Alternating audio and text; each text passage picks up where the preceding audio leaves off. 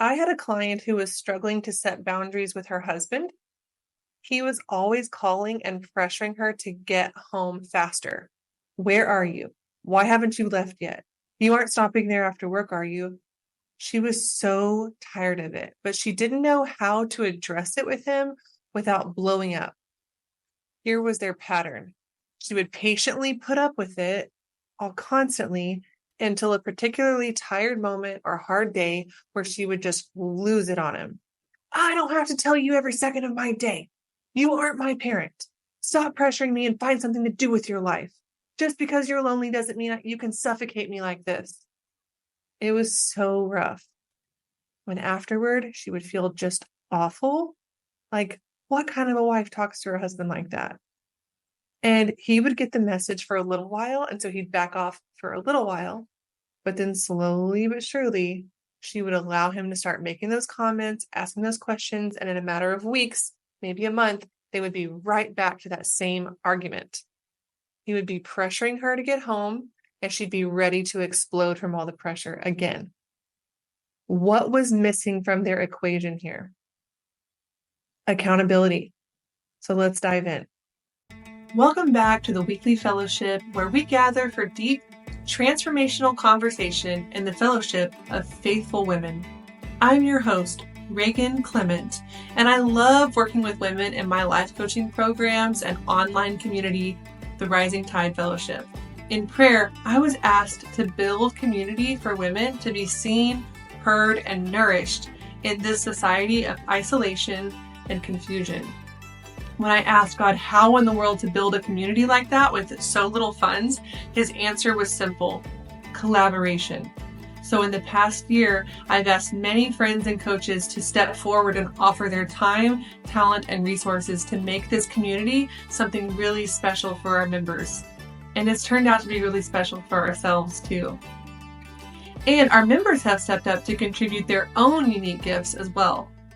To spend time with us in community, join today at risingtidefellowship.com. And if you'd like to work with me personally, head to risingtidefellowship.com and just click on my name. Let's get started.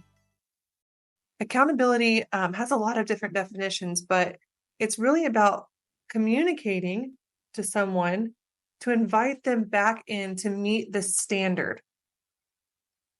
What standard? Either the standard that they set for themselves, the standard that they hold, the standard that you created together. Like in this instance with my client, the standard of their marriage. So if boundaries are about protecting myself, accountability is about protecting the integrity of the relationship. It's about elevating the other person. But that is not how our culture has been talking about accountability. And so it's very complicated. And there are so many excuses we as women give for not holding people accountable. I give them myself. I'm a professional at excusing behaviors because I don't want to be judgmental. I don't want to hold someone to a standard that is my standard, but not theirs. I want to be a good Christian, so I should be nice, right? Like, and I don't want to go into the big moral picture here of the culture, but since the renewal, the popularity of moral relativism entered our culture, it's been encouraging us to believe that there are no standards. There is no right and wrong. All of us get to be our own little gods, and we can decide what is right and wrong. So as Christian women, we already see the culture, and we're already pushing back. We're already like, no, I'm not going to accept that. I'm not going to live that way. I'm not going to do that. But the ideology has been so sneaky that it's weaseled its way into my brain, and it pops out in weird places. And I think that I'm against it, but then it sneaks up, like whenever I'm trying to set a standard in my own marriage or set a standard for my business, my company, my leadership team. I think things like accountability, that's judgmental, Reagan. Setting standards, that's judgmental. They don't have to keep your standards. And I start just mixing it all up. I think thoughts like a good Christian would keep the peace and never comment on anyone's behaviors. But that's not Christianity. Again, that's moral relativism, and it has just snuck into our culture, and we now conflate it with Christianity. So let's go back to my client and her marriage. Her husband was pressuring her, and she's ready to explode. What were their standards? She's upset because there's an unspoken standard that she's holding in her mind, and she's not really, her unspoken standard is that he's not allowed to badger her. She's not going to qualify her time to her spouse. But what did this couple agree to? Have they ever thought about what their individual standards are? Have they ever created standards as a couple? No, because again, our culture's kind of been like, that's not a real thing. You shouldn't do that. Just let everybody be free and do everything they want to do. There are no consequences. So in her mind, she's like, well, I'm meeting all of our standards and he's not because he's badgering me. And in his mind, he's like, I'm meeting all of our standards, but she's not because she's never home on time. So here's where we started together. We created a list of standards for her. We really went through, we talked about this last week, but the women's school has a beautiful want and don't want list. And so we really start creating standards by looking at your life and going, what do I want to tolerate and what do I not want to tolerate with my family, with my friends, with my home, with my car, with my health, with my relationship with God, with everything. What do I want to tolerate? What do I not want to tolerate? What do I love? What do I not love? What do I want? What do I not want? And when we finish this beautiful list, we have this really clear idea of the values you hold. And so for my client, she was like, you know what? I am not going to qualify my time to my husband. This is ridiculous. I have a standard of trust. And so okay, so that's step one, knowing your standards. But how the heck to communicate that in a loving way is not quite as easy. So we started with her just by trying to start just standing up for herself in very small ways. Like, she started saying things like, I don't want to answer the question, where are you anymore? Honey, you already know I'm at work, I'm in the car on the way, or I'm running an errand. And I don't want to talk about that anymore. And that way it wouldn't cause a fight, but she would just kind of say little things. She also said, I leave work around 5 and I see you around 5:30 every day. I don't want to discuss this routine anymore. But then as he continued and he stepped over the line, Audie, did you have something to say? Oh, sorry. No, okay. As her husband stepped over the line over and over and over, she became more confident, more clear, and she said things like, I will not respond to text about my whereabouts. So that way he can continue to text her and be ugly and be pressuring and do all the things he wants to do. She can't force him, but she's setting that boundary and she's communicating. I've already told you not to do this, so I won't respond to those texts.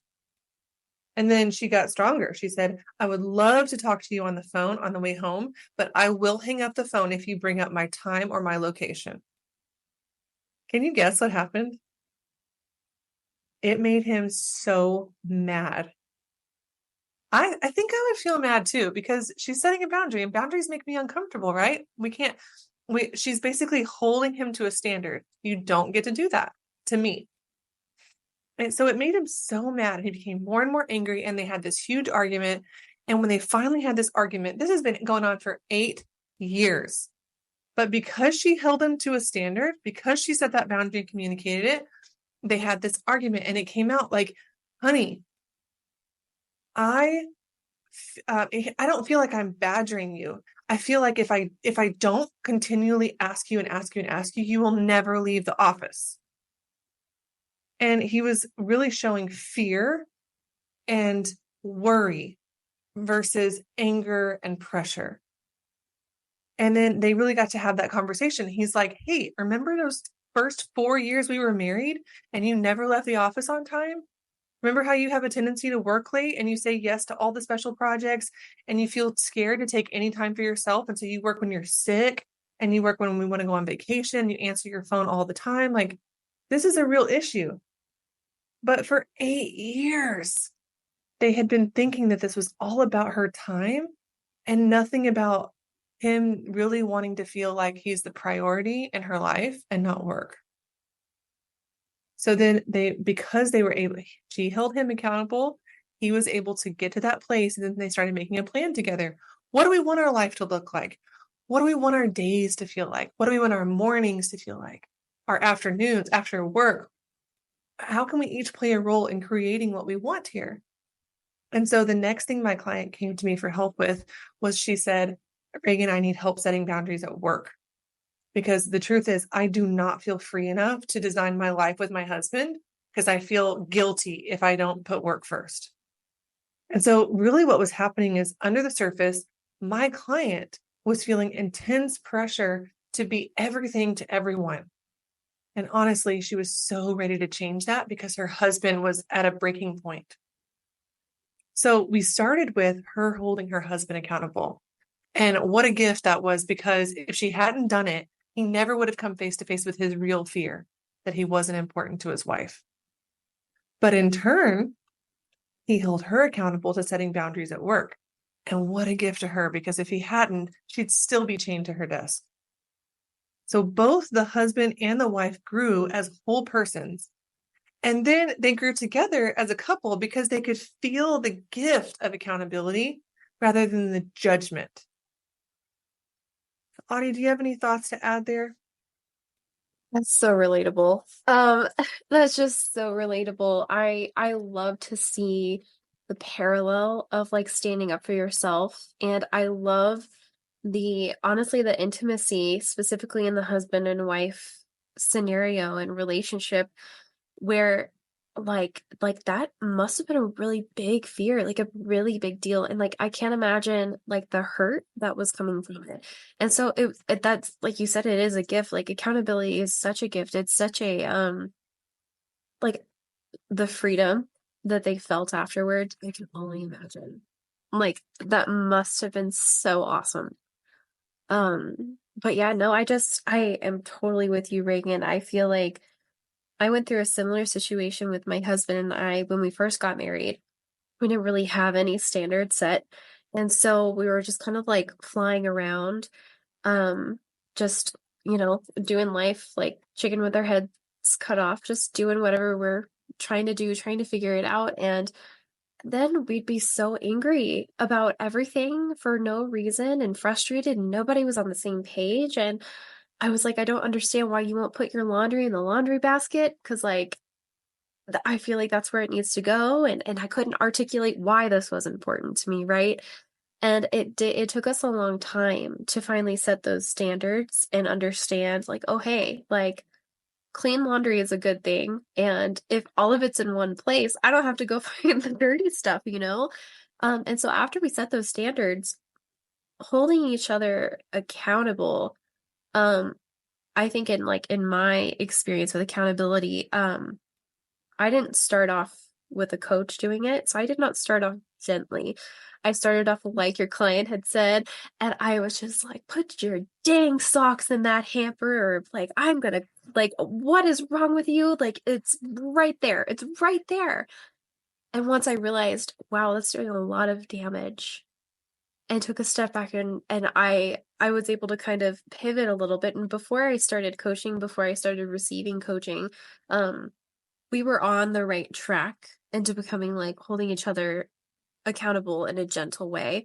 But really, like you said, doing this wants and don't wants lists and really coming together to set these standards, it's such a beautiful thing. And it can come out of love, and we can heal the hurt in each other's lives with it. And it is a gift. It is a gift. I think too, Audie, I hear you like really adding a couple of things there. And I see resistance to setting standards across the whole world. Like my husband Absolutely. sets standards. My husband's a project manager. So they build these hospitals. There are these huge multi-million dollar projects that have to have standards and procedures or you're going to lose millions of dollars, right? And even amongst his work, people are just like, well, it's going to change every time. We can't really set a standard on this. Well, we can't really set a process here and it's just so interesting because even in like very detailed work, like what comes after this in building a hospital, there's just resistance. Like, I don't think we should set a I don't think we should write it down. I don't think we should say that we're going to do that most of the time.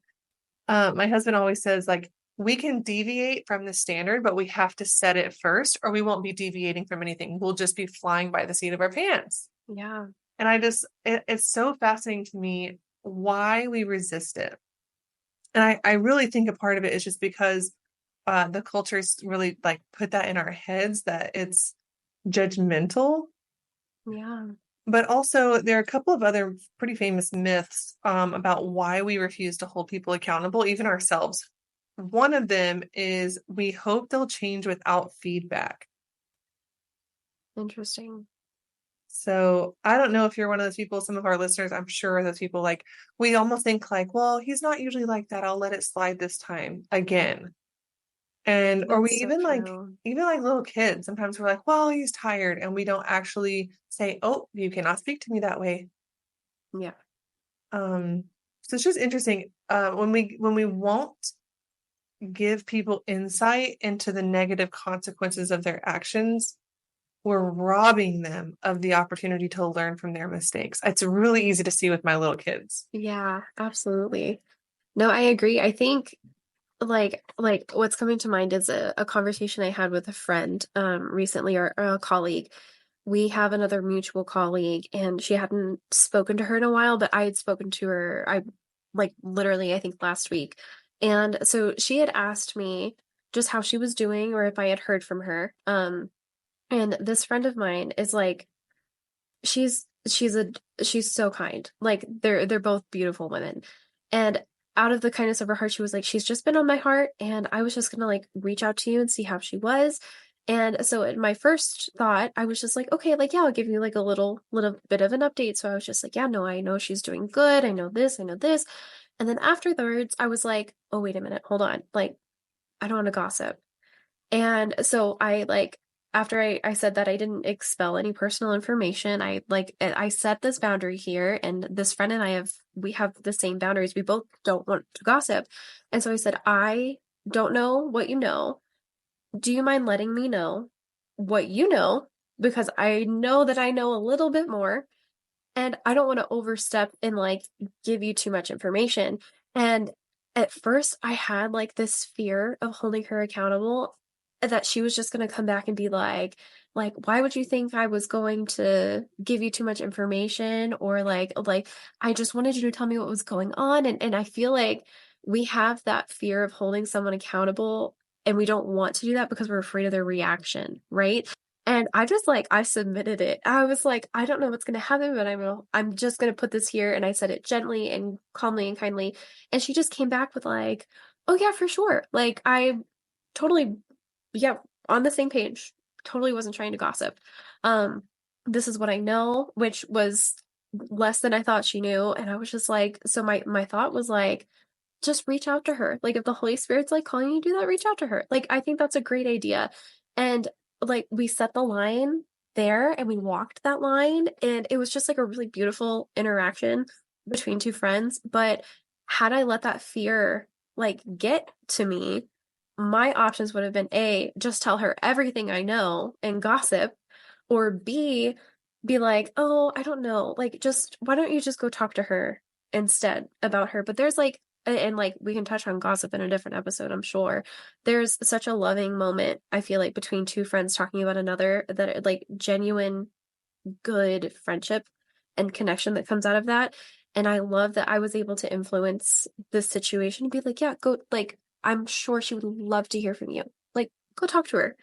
And had I let the fear get to me, that wouldn't have happened.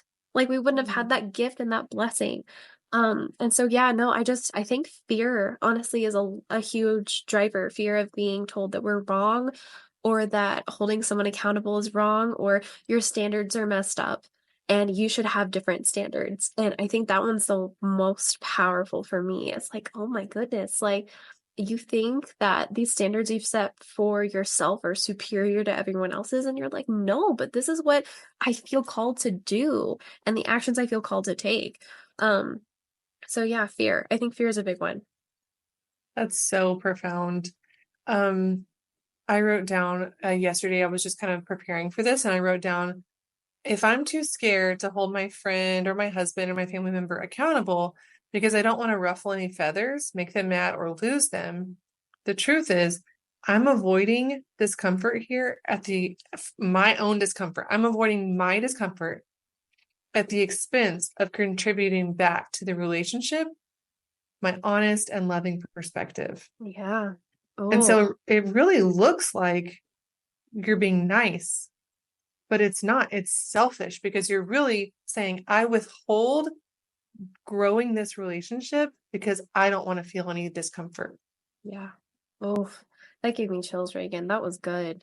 That is so, so true. Um, I had recently put on an Instagram reel that basically I was talking about the difference between like this feeling of, I guess, control between like parents and grandparents of their grandchild, if that makes any sense, or like family members that are like, oh, I've got to come see that baby, and they don't do anything else. They just want pictures of the child, or they just want to interact with it or whatever, or they're like, oh my gosh, like I haven't talked to you in like 2 years. Send me all the photos of your child. There's like a line of developing a relationship that accountability plays a huge part in.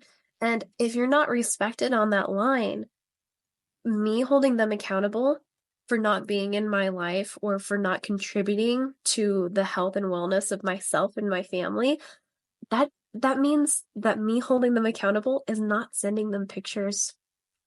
And that'll make some people angry. But that's just the truth. And that's you sticking to your guns and holding yourself accountable to holding them accountable. And it looks ugly. And but it gives us at the same time the opportunity to grow, like you said, instead of just like padding up this like idea of like you can do whatever you want and treat me however you want and that's fine. It's like, no, sorry. Like it doesn't work that way. Well, and Audie, what you're saying is it sounds selfish. I think it's really hard for Christian women to say, I agree. I'm not going to allow people to treat me poorly. They have to respect, they have to show up. Like I demand dignity because I have it, baby. And you got to show it if you want to be in a relationship. And I'm going to show it to you. And I better show it to you if I want to be in a relationship with you. That sounds selfish. But if we go back to the full cultural picture here, if we really want to be women who change this culture and affect the culture and influence it with our Christian ideals, this is raising the whole cultural standard Yep. to say we treat people better than this. We show up for people. We don't demand relationships without respect. Yep. We don't gossip. Like we really even let's say your friend that you're giving that example about, let's say your friend really was ready to gossip. Because that happens too, right? Like you happen to be talking to a good friend, but maybe you have another good friend who just really struggles with gossip. And so she comes to you and she's like, how's she doing? How's she doing? I just really I'm coming in good faith here to you, but how's she doing? And Christians do this a lot, right? Like it's really hard to not gossip because we're on that, like you were describing that line. What if you still told a friend who struggles with gossip, say, I'm scared we're gonna gossip here. Would you mind just telling me what you know? And then so for it really is raising her to a higher standard of her highest self. Yeah. You're saying, my friend, I love you and I know you're worth more than gossiping with me right now. Let's both rise up together. And that's not mean. That's not selfish. That is so beautiful to affect and change culture by you setting a beautiful and loving standard. But you have to do it in a nice and a kind, loving, invitational way, right? Yeah. Absolutely. And I think that that's the place we get stuck the most. It's like, well, what do I say? Yeah. Like, how do I approach this? And even through fear, just because I've been able to study and practice, and I know this friend of mine that we were talking about she's on the same page with my standards. And so even though there was fear, I knew that fear had nothing to really stand on. Like I could already see her reaction, but I mean, we don't always know who we're talking to in that sense. So there's always that little bit of like, oh my gosh, what if she's having a bad day, or like what if this? And so literally the words that I used is I said, I laid it out there. I said, I don't want to gossip. Um, and so I just appreciate it if you let me know what you know, because I already know that I know more and I don't want to share her business. And I just laid it out there. I was just honest and like put it there. And that was, like I said, scary, but it was helpful. And it's the same thing with my husband and I. Like we'll use the laundry and the socks not where they're supposed to be. Hey babe, like I know that we said that we've got to get the laundry together and we want to go into the weekend without laundry, or something, whatever our standard was. And it's like, I would just really appreciate if you could just remember to put your socks in the basket so I don't miss them whenever I put them in the laundry. And that is met with such good receptivity. He's like, yeah, like, of course, like, I'm sorry I missed that. I forgot to put him there, etc. He doesn't even need to give me an excuse, or like, honestly, I'm like, I don't even need an apology. Like, this is just me holding you accountable. And I'm getting more than I even thought I would going into it, just because of my full on, like, just honesty. Like, it's just like, hey, we said this. I need you to hold up your end of the bargain, bud. It's so it's so interesting how it creates greater intimacy and greater friendship. Yeah. Yesterday in my high tide coaching group, we talked about two things. One, the healthy relationship, communicating in a healthy relationship is very different than communicating in an unhealthy relationship, and we need to talk about that. Yeah. But but oh, the other side of things, let's see, is the intimacy and the deeper friendship that we all desire. So let's say we have an acquaintance and we're building and building and building this relationship. At some point, we want to cross over into true friendship. We want to cross over and say, "Oh, they're there for me. Yeah. They see me. I can make mistakes and they'll still love me, but they'll also hold me accountable." And they let me hold them accountable, because if accountability is missing from it, there's no way to build friendship. Yeah. I mean, even in like we could look at it like in a business, like in the Rising Tide Fellowship. If we didn't have any accountability and we just said everybody can come in here and they can be mean, they can post mean stuff, they can post gross pictures, leadership can go off the wall and do anti-Christian things. We have no standards in here. It would be ruined in the first 24 hours. Yeah. Um, So yeah, I think it's just it's another selling point for me, because I'm like you, I'm scared. Usually I'm scared to hold people accountable. Mhm. It takes courage for me. It takes faith for me to say, okay, Lord, I put this in your hands.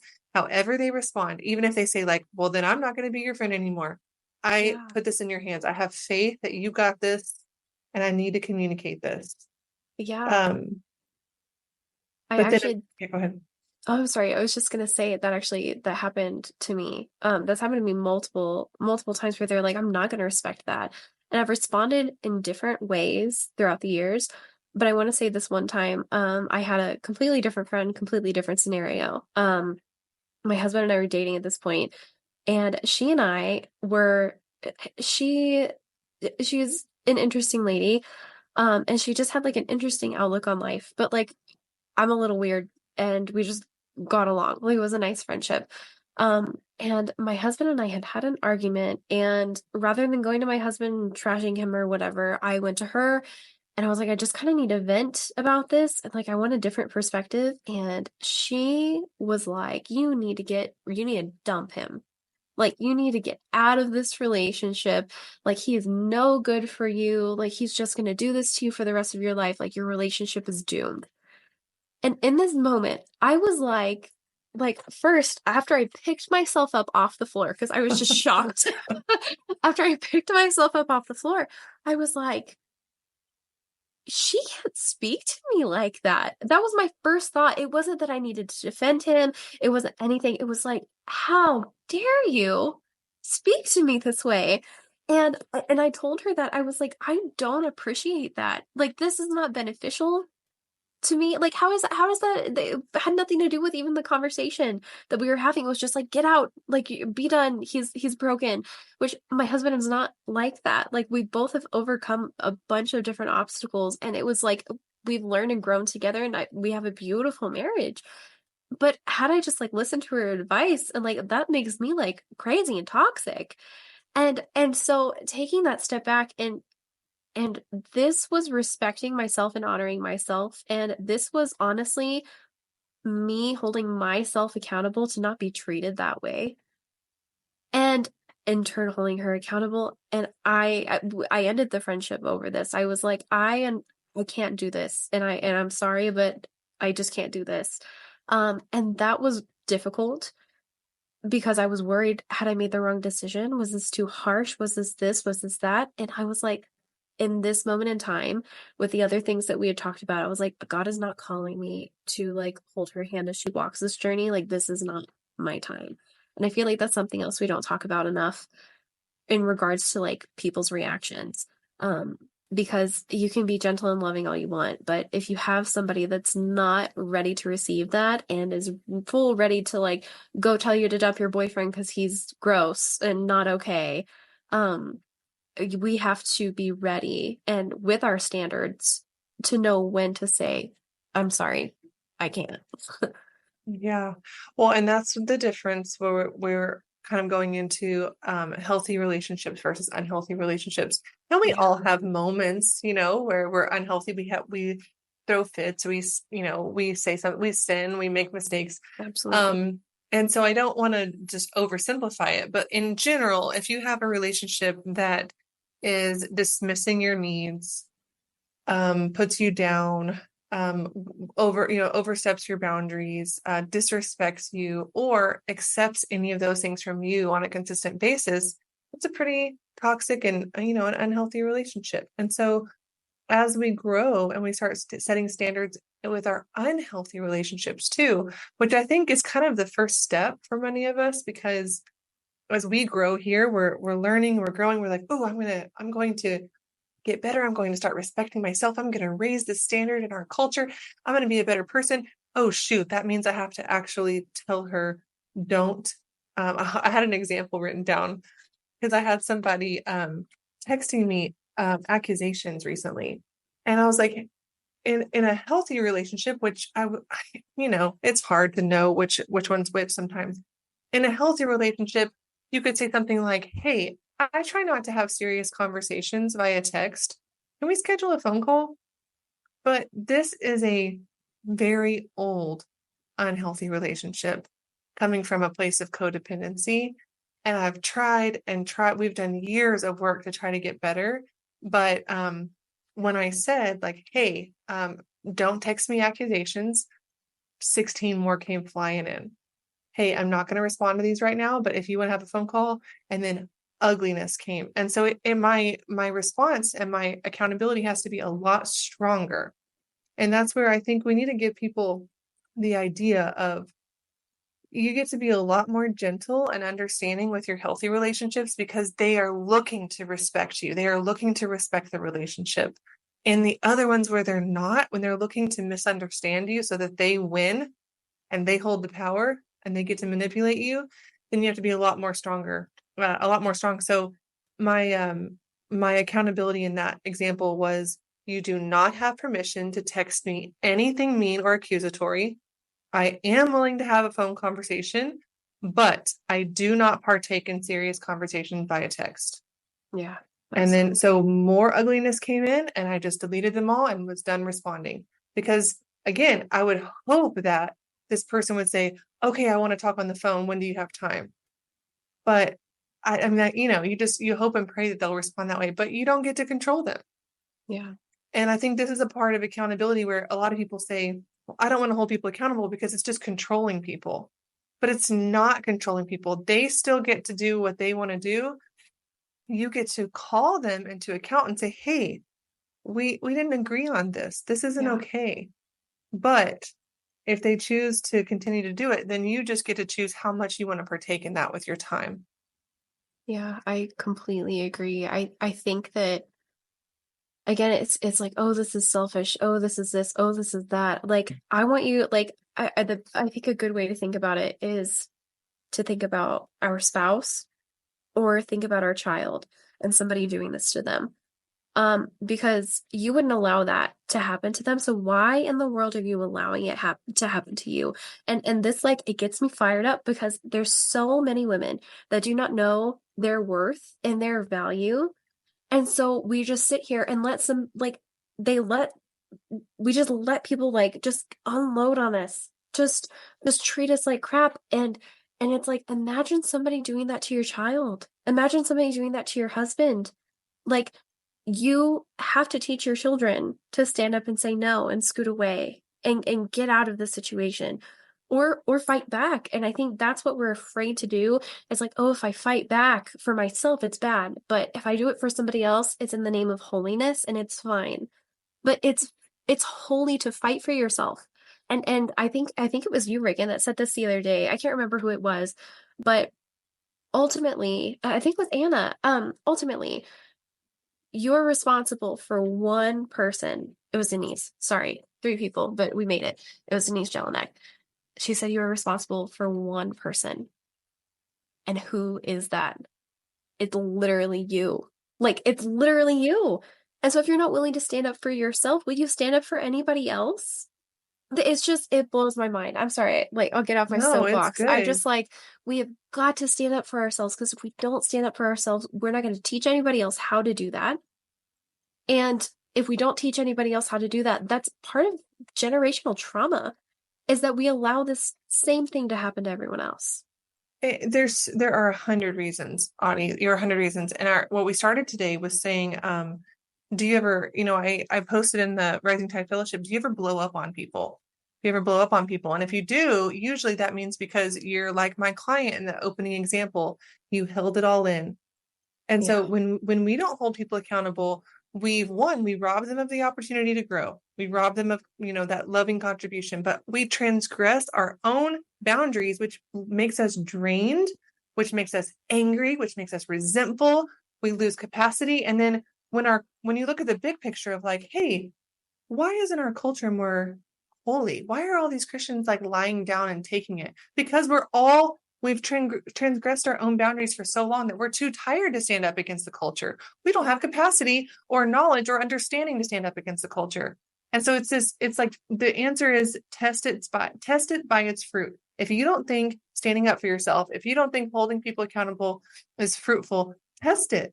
Look at it. Because when I don't, I become so depleted that I'm not a good mother. I'm not a good wife. I'm not a good friend. I don't create these beautiful things in life. I don't lean into truth, beauty, and goodness. I start playing the victim role in my life, even to God. And it's ugly. And I've done it. I've done it all in every way. And when I do stand up for myself, when I do hold people accountable, it's fruitful. It's self-respect. It's really honoring the God who I was made in his image. It's honoring his earth and really trying to make it look more like his kingdom, and really demanding and creating a beautiful world for our children and our grandchildren and our great-grandchildren to live in. And so which one of those sounds more holy and responsible to you? The lady who lies down and takes it, or the woman who really says, oh, you can't speak to me like that? Yeah. I love to go back to the Christian misconception, is that we are, you shouldn't be angry. Like, there's no room for anger. But if you read through the gospel, you can hear Jesus with anger in his voice multiple times, calling people out, holding people accountable, and then flipping tables. Like, like Jesus flipped tables. Like, we're called to flip tables sometimes. We just are. And we have to have the strength to flip those tables. I love that. I just love going back into scripture and knowing his character more than these rules. And when you know his character, you're like, oh, Yeah, yeah, he held so many people accountable and he still holds me accountable every day. absolutely. Oh, so to kind of bring all this together, because we've been building and building and building, I just wanted to show that this woman in my client, first things first, for her to come to me, she had to get to the point where she was recognizing her needs. She's like, whew, I feel angry. I feel hot under my collar. I feel disrespected and pressured by my husband.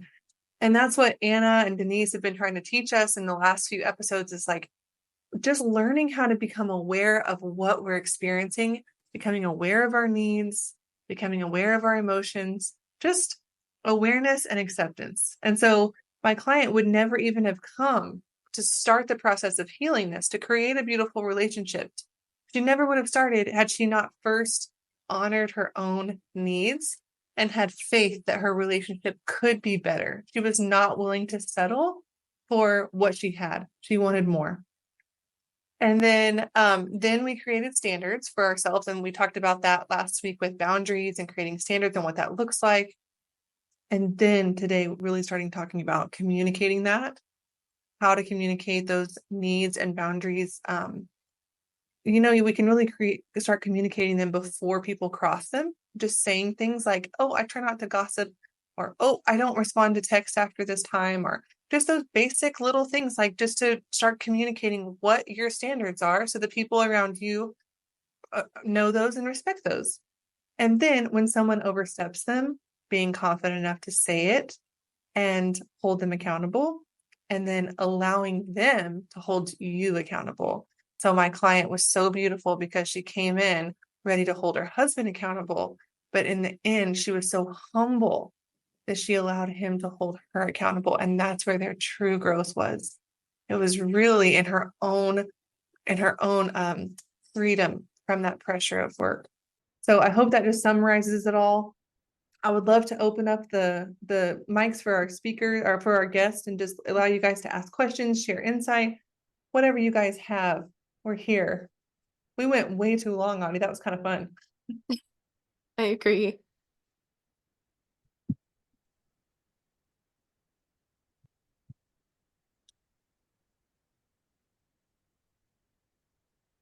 Katie, Amanda, Debbie, does anybody have any thoughts or questions or concerns or even just resistance? If you're feeling resistance, like, ooh, I don't feel good about this part, then that's welcome too. Well, one of the things that I thought of was that the other thing you have to do is be willing to end the friendship because it's unhealthy and they're not going to accept it. And so I guess in my situation, that's what I had to get. That's the place I had to get to. It was the feeling of I'm okay with ending the friendship. And I wasn't willing to try to hold them accountable until I put in my mind that it's okay to end the friendship. It's just okay because this is not going to work and it's going to be unhealthy. Until then, I was too scared to. Yeah, and like we talked about yesterday, Debbie, when we hold them accountable, when we communicate, hey, if we're gonna spend time together, I need you to follow through on your word. If you say you're coming over, I need you to come over. If you say you're coming over at 2, you need to come over at 2.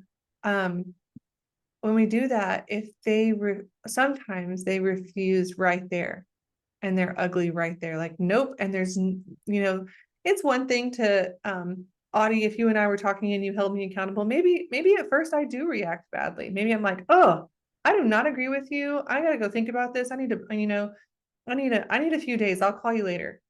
And that's okay too. Like, we're allowed to feel our feelings. We're allowed to have reactions. We're allowed to forgive and to be patient and humble. But at the end, if I come back and say, no, Audie, I'm not doing that. We're not, then that would be a pause on our relationship. And that would be my choice. And so she held me accountable, and then I'm the one who turns away. And we talked about that yesterday, Debbie, where sometimes when we just put it on the line, like, I need you to show up on time and be a woman of your word. And if they're like, I can do whatever I want to do, well then, okay, but then you would not invite them over again, right? You would just naturally go, oh, okay, well, And it just slowly, it doesn't even have to be a cutoff. It can just be a, well, that woman's not even truthful, so I'm not going to invite her over again. It just looks, it can look so many different ways. I think sometimes we really simplify it and we're like, it's either we're best friends or we're not talking. And there's just a wide range of options in the middle, especially with family members. And you get to choose. And I'm not pressuring you to choose any one of those, Debbie. I want to remind everybody that this is not binary thinking. We are really looking at the full range of options that God gives us. Yeah, that's so true. I feel like we get stuck in the like friendships, any relationships, like we're supposed to grow and change and develop. And and so I feel like there's a lot of like guilt and shame wrapped up in that, where we're like, if it's not the way it used to be, then something's wrong with me, or something's wrong with you, or something's wrong with us. And it's like, maybe this just isn't the season. And maybe there needs to be a season of growth or a season of separation. And those things are okay and they're normal.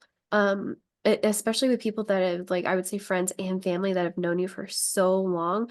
Those are those relationships need breaks of some sort if there's not good boundaries set at the beginning, which, let's be honest, for a lot of us there weren't, because we didn't know about it, we didn't know what we were doing.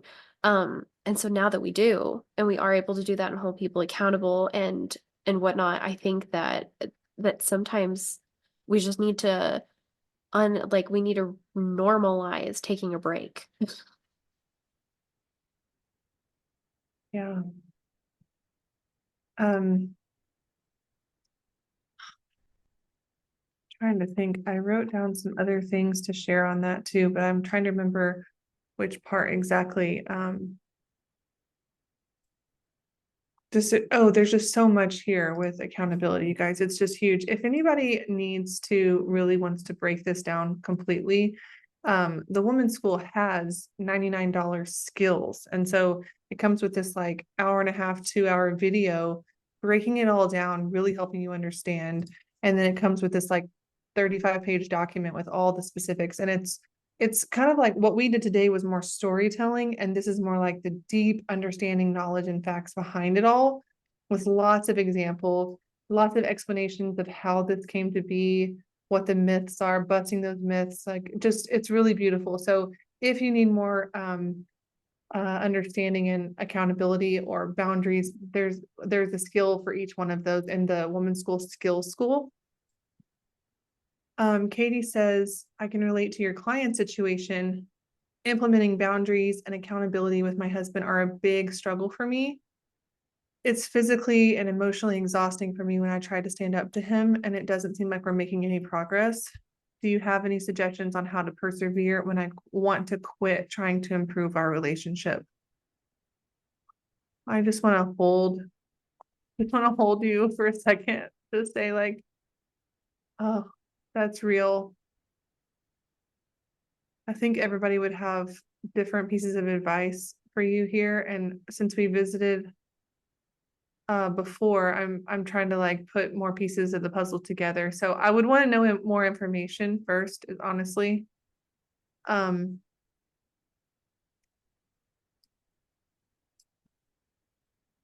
Yeah, I'm trying to think as well. More information, definitely. I feel like this would be best like broken down like a coaching call. I know that you and I, Reagan and I both would do a call. That I feel like when we lack perseverance or we have like this innate feeling to quit, I know for me and my experience and a few of my clients, it's been kind of wrapped up with the lack of knowing your why and the outcome that you want, and really like being able to dream and vision the direction you want to go. Because I know a lot of times we're like, oh, I'm gonna try this and I'm gonna try this, and it becomes exhausting because we don't have like a plan mapped out. So Katie, I don't know if that helps or if that resonates with you. That's a direction just from reading your message here that I would start with. But again, breaking it down in a coaching session would probably be really good, and we could hold space and crack it open. So Yeah, Katie, you can always schedule one free coaching call with any of us. So you can get our links at the homepage, risingtidefellowship.com. Or Audie, if you want to grab them, I can just type mine do in that the right thing. now. Because what's coming to my mind, again, I don't want to respond because we can go so many different directions depending on what the root cause is. We need to go figure what the root cause is first. But something that's coming to my mind was accountability. I was not taught accountability growing up. My parents did not know how to hold people accountable. I've watched lots of mothers come out of my family that don't know how to hold people accountable. So,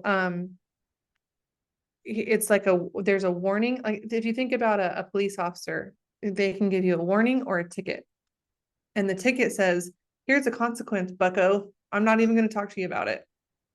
And the warning says, hey, did you notice you were speeding? This area is actually a little slower than you were going. So then I need you to slow down and not do that again, okay? And sometimes in our relationships, we give warning and warning and warning and warning, and we never, ever know how to give a consequence, especially in marriages and especially in abusive marriages. And I mean verbally abusive, emotionally abusive, and physically abusive. And I mean, or physically abusive. And so sometimes it's physically and emotionally exhausting for me because I'm actually just giving 10,000 warnings a day and they are getting no consequences. So they're not slowing down. So they actually already know what the warning says and they chose to do it anyway. It's kind of like whenever I speed, knowing what the speed limit is. I'm like, I know it says 65, but I'm in a hurry. Is it worth it for me to speed? And sometimes it is worth it for me to speed, and sometimes it isn't. But I don't actually need you to explain it to me. I already know the rules. I just chose to do the one I wanted. And when you think about our kids, if we're giving them warning and warning and warning and warning, like my daughter's 9 and she's kind of been really annoyed with us lately. And I'm realizing like, oh, she is sick of us giving her warning. She wants a dadgum consequence. She wants me to say, you knew you were supposed to do that. You didn't. And here's a natural consequence. Or you knew that was your only pair of shoes. Like yesterday, I told you 3 times not to get in the mud. Like you're in the mud. So what do you want to do? Those are your only shoes you have to wear today. You want to go wash them? That's your consequence. You want to figure out how to dry them overnight? That's your consequence. You want to wear wet shoes to school tomorrow? These are natural consequences. You got it, girl.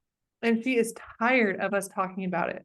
She was actually annoyed that I told her to get out of the mud 3 times because she was like, Mom, I've already thought about it and it's worth it to me. So who's getting tired in our relationship? I am. I'm getting tired because I'm following her around, giving her warnings all day instead of just saying, here it is, friend. And And you so, have to say it just like you said. Here it is, friend. Like add that love to it. Friend, this is your ticket. yeah, and I'm here to support you and love you through it because that's going to be hard for you. But I'm not going to, the consequence is what it is. And so with marriages, this is where I always really like to get a counselor involved because the counselor can really keep you safe. Because if there's emotional, physical, verbal abuse, which there just is in a lot of American marriages, it's a high rate. And so I just want to always say, they could help you get more clear on what kind of consequences that can be for you and your family. How can you remove a privilege from your spouse and like as access to you, like you are not going to partake in something. You are saying, oh, you're taking my time and energy by doing this, and I'm not going to sign up for that anymore. You can keep doing what you're doing, but I'm not going to partake in that anymore. And again, there are healthy ways to do this, there are safe ways to do it, and there are unsafe ways to do it. So I would just not want to give like blanket advice, try this, because I just don't know all the details. Amanda says, my mom has set boundaries with both sides of my family, and it revealed so much toxicity. She's been left out as if she's the evil one. Oh, yeah. I think we've all been there. I feel that since I witnessed it, it showed me the consequences of setting boundaries and holding people, family accountable. I want to unlearn that fear. Oh, friend, I know. But I don't know. There's a lot you can read to help you with that, because once you start seeing the toxicity for what it is, you start going, oh, I don't actually want to be involved in that. Like Amanda is beautiful. Amanda is funny. Amanda has gifts. does she want to spend time in a manipulative family that will drop her like this if she doesn't do what they say? Like Amanda is worth so much more than coercion. One of my favorite people to follow on social media right now is Haley Page McGee. Haley Page McGee. And she wrote a book called Stop People Pleasing. And she goes into this so much. You might look up that book, Stop People Pleasing. And but she has so much wisdom on this. And you can start seeing, like, it sounds like, Amanda, you already see those family members for exactly what they did. I shared with that friend that was texting all the accusations. She's still punishing me. Like, she's still finding ways to hurt me, sending emails, blocking me from things. I'm like she's looking for ways to manipulate me into back into a relationship with her. But I am just too good to be manipulated. I am too beloved to be manipulated. If you want a relationship with me, love me and let me love you. So just to address that fear, I would almost say, like, let's just hug the fear. Let's not try to skip over. Let's hug the fear, but then let's build on your worth, because you're just so awesome, Amanda. What would you add, Audie? I just I've been working for the last, maybe I would say like 5 years diligently in therapy, and then coaching the last couple of years as well, focusing really hard on basically like relinquishing that fear myself with a few people that I've been close to. And today, literally in therapy, this is going to be a pat on the back for me. Um, I had had a breakthrough yesterday, a massive breakthrough. And this fear, overnight, I say overnight after 5 years, she was like, Audie, I think you finally took that power away from these people. Like, they have no power over you anymore. And that, like, you guys, like, I was crying, like, it was really good. And I was like, I can see it. And she took me back 5 years ago, and we walked through these steps that I had taken, and how she said, it's taken you so long to get here, but at the same time, it's taken you like no time at all because of the focus and the desperately, like you said, Amanda, wanting to unlearn the fear, because that fear can control you. You're giving the power to people that you're afraid, when you're afraid to stand up for yourself. And anyway, I'm just like it takes time and a lot of patience and understanding. And like you said, Reagan, like, hold that fear, like hold yourself, like it's okay. Like, you're gonna work through it. It's not gonna be, it is an overnight success in 5 years. But it takes time, but it will get there, and it goes there with gentleness and humility and understanding, and just knowing and having a direction. Yeah. And Jesus sees the part of you that's afraid, and he sees the part of you that's seeing, like, no, I'm worth more than this. I'm God's beloved daughter. Yeah. And they're not in conflict. They're not. He's holding both of them. Like, you can have fear and hope and faith at the same time. I know he did on the cross. I know he did. I mean, he sweat blood before. Like, you're allowed to hold both of those and let him hold them with you. And I think sometimes just not pressuring ourselves to, like, feel fearless is helpful. I agree. So one thing my mom always says is she brings up when they were trying to get Jesus' attention, and they said, your mom and your brother are here, they're looking for you. He looks around, he goes, who's my mother and who's my brother? And he says, the ones here, they're my mother and they're my brother. You know, so a big fear, a big part of that fear is that literally leaves me with zero family, because the toxicity is so strong and each one sees each other within that fear, that it has left me and my mom completely out of both families, her family and my father's family. And so it's basically me and her against all of them whenever there's anything that has, so there's like, have to like literally have to pray to God and, for the strength and for the reminder of who you belong to, because they may be your family by blood, but you actually belong to God. So it's just, I just remember seeing it, witnessing it, and even doubting, like, wow, who's right here? Who's wrong? Shouldn't we be nice? Shouldn't we try to play nice? And not really completely understanding, or not getting the whole rundown of what does it mean, why my mother had to set those boundaries for herself and for our family. And then to have my father and my brothers almost like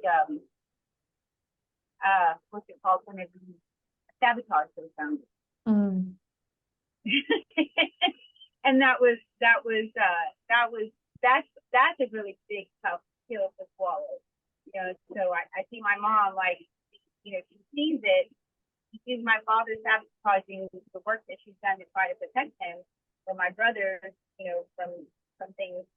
And it's a tough one. I mean, it's like you said, it's not really a light subject. It's a heavy one. Mm. It's so beautiful to hear the just your identity in Christ first. That's so beautiful, because it's kind of like I really struggled. I've shared this before, but I really struggled with teenage and young adult relationships. I let relationships just use me and use my body, and I just didn't have any self-worth at that time. And when I found theology of the body, I learned to see my body the way Christ sees it, and I just fell in love with it.